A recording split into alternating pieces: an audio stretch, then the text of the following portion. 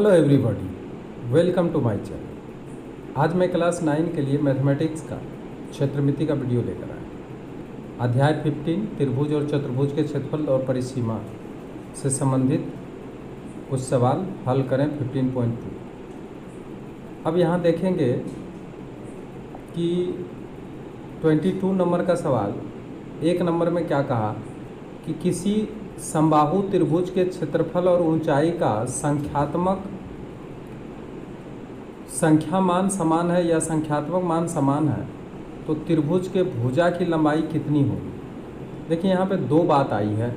एक बोल रहा है कि अगर समबाहु त्रिभुज का क्षेत्रफल और ऊंचाई का दोनों का संख्या मान यानी दोनों का सूत्र अगर हम बैठाते हैं और दोनों को इक्वल करते हैं, यहाँ पे देखिए लिखा है दोनों का संख्या मान समान, मतलब क्षेत्रफल का जितना संख्या मान होता है उतना ही ऊंचाई का संख्या मान होता है, तब हमें निकालना है कि त्रिभुज के भुजाओं की लंबाई कितनी होगी। ठीक है, तो 22 का 1 नंबर सवाल देखेंगे अभी।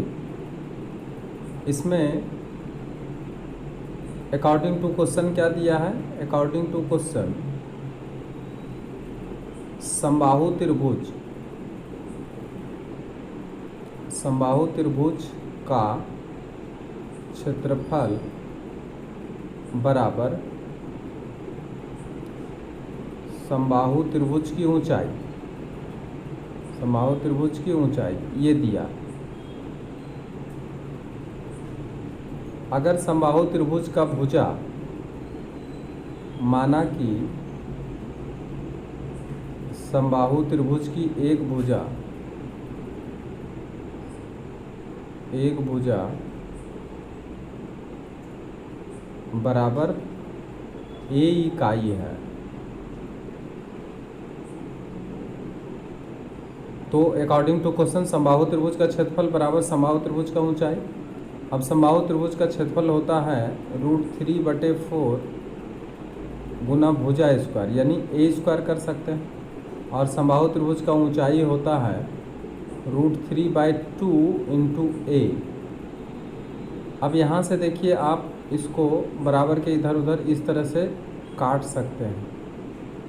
ठीक है, और ये a स्क्वायर है, यहाँ a आएगा और ये पूरी तरह से कट जाएगा। तो हमें यहाँ पे क्या मिला है, यहाँ पे मिला है a/2 इक्वल टू, इधर सब का सब कट गया तो 1/1 आएगा, और a इक्वल टू 2 इकाई।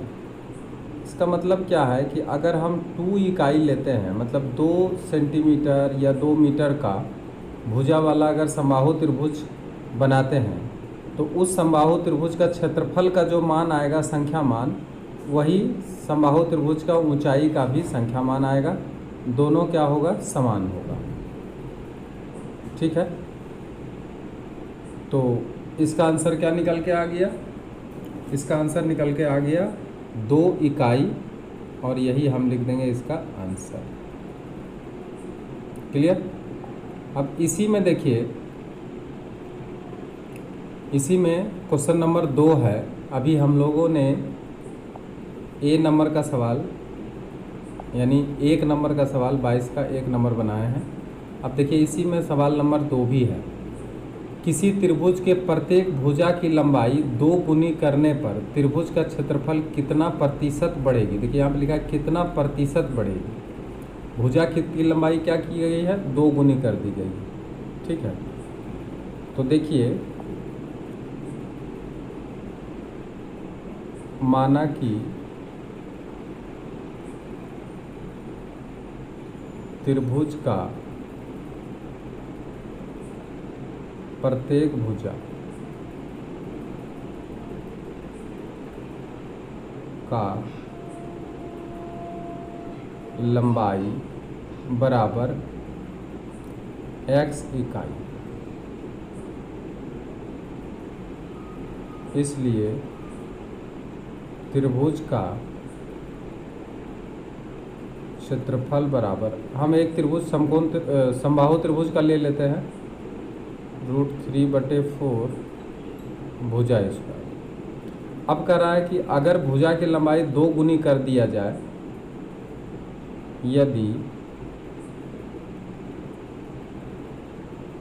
प्रत्येक भुजा की लंबाई 2 गुनी कर दी जाए कर दी जाती है तो प्रत्येक भुजा कितना हो जाएगा? प्रत्येक भुजा बराबर 2x हो जाएगा। इसलिए त्रिभुज का, अगर समबाहु त्रिभुज है तो समबाहु त्रिभुज का क्षेत्रफल हो जाएगा √3/4 गुना भुजा स्क्वायर यानी 2x का होल स्क्वायर हो जाएगा, बराबर हो जाएगा √3/4 और 4x स्क्वायर हो जाएगा, 4 कट जाएगा, होगा √3x स्क्वायर। अब जो क्षेत्रफल में वृद्धि हुआ वो क्या हुआ? इसलिए क्षेत्रफल में वृद्धि बराबर, ये तो ज़्यादा क्षेत्रफल है तो इसलिए √3x स्क्वायर माइनस, अब इसके पहले जो आया था वो क्या आया था? √3/4x square. तो कितना वृद्धि हुआ है ये अभी अभी पता चल जाएगा। 4√3x minus √3x square minus √3x square. अब 4 में 1 घटा देंगे तो आएगा 3√3x स्क्वायर डिवाइडेड बाय 4। ठीक है, अब ये तो वृद्धि हुआ, लेकिन कितना प्रतिशत वृद्धि हुआ?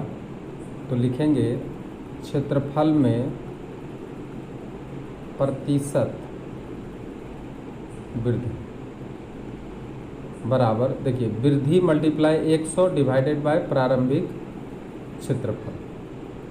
तो वृद्धि हुआ 3√3x square divided by 4 multiply 100 और प्रारंभिक एरिया कितना हुआ था?